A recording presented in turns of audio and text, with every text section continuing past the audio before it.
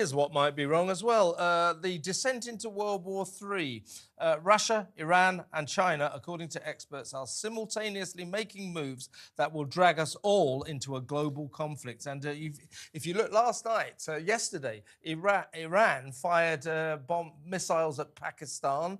Iraq has been, it fired missiles at Iraq. I mean, it's all kicking off in the Middle East and we are getting increasingly dragged into it. So when people say World War III could be on the way, it is no exaggeration. Had the ex-leader of the British Army, had Tobias Ellwood on yesterday, and they both said, if you think about it logically, we're probably in a position now like 1939. There's a Cold War. There is an axis, I should say, which is Russia, Iran and China and all the rebel organisations around them. And you can look at what's happening in the Middle East and you can look at what's happening, you know, in Ukraine and you can...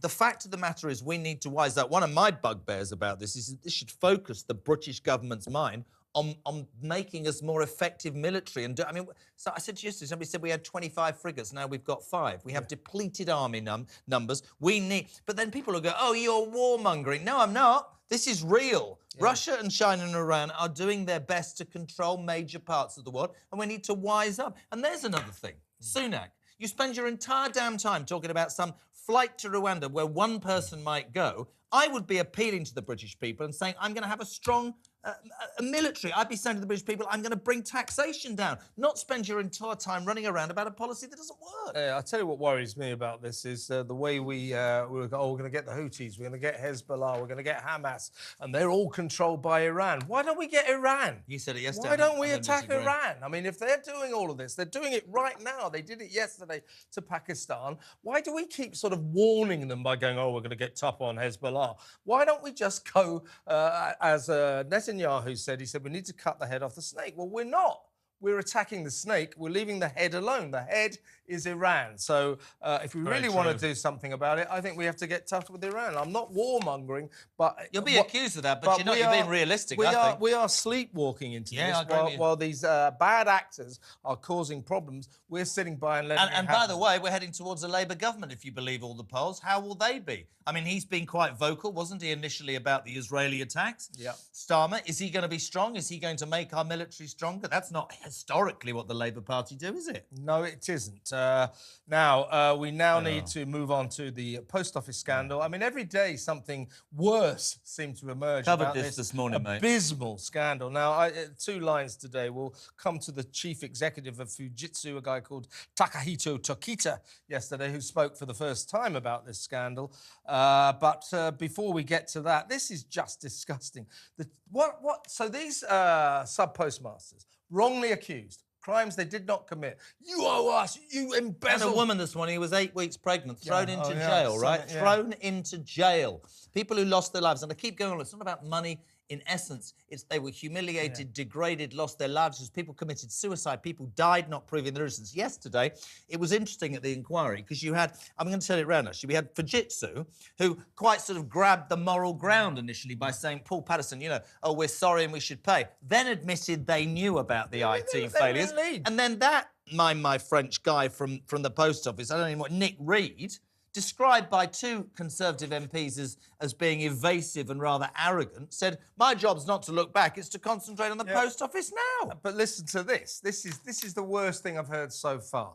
All these wrongly accused sub-postmasters and sub-postmistresses, that poor lady who was pregnant, by the way, had to give birth with a tag on. She did not commit this crime. So none of them committed these crimes, but the post office said, you embezzled £20,000 off. We want it back. We want it back. And they scraped and they sort of hocked and then what happened? Everything they had. And when they paid it... Then they lost the money. They lost the money. All the money that was paid back by the sub-postmasters, the post office lost. Yeah. And yesterday, the current chief executive of the post office, Nick Reed, admitted that money may have been divided between bosses in bonuses. Think about that. And also, with respect, because we had this on last night with a guy called Nick. They were told, you owe us £22,000. He and his parents, who own the post office, scraped it together. This is the real travesty as well. Ready for this? Yeah. They paid the 22 grand back. The minute the money cleared, the post office says, that's proven that you stole it, and started prosecuting them. It's absolute disgrace. And then they lost all that money, but they think they may have divided it between themselves. Their bosses. That's the way the establishment works. Let's have a listen to Nick Reed talking to Parliament yesterday. Is it a possibility that the monies that the sub-postmaster paid ended up in the coffers of the post office, and then as part of the profits the monies were then paid to dividend holders, and indeed could have been part of hefty remuneration packages for the post office executive?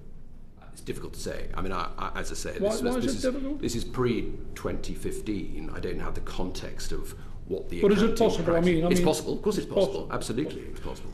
I don't have the context. Yeah, Nick, go and find out, for God's sake. Also, let's have a listen to Takahito Tokito. He's the world boss of this massive Japanese tech firm, Fujitsu, saying for the first time, apologising for the scandal. And this was after it emerged that Fujitsu was in league with the post office. They knew that the Horizon system wasn't working properly. And just like the post office, they didn't say anything. They blamed the innocent sub-postmasters. Absolute disgrace.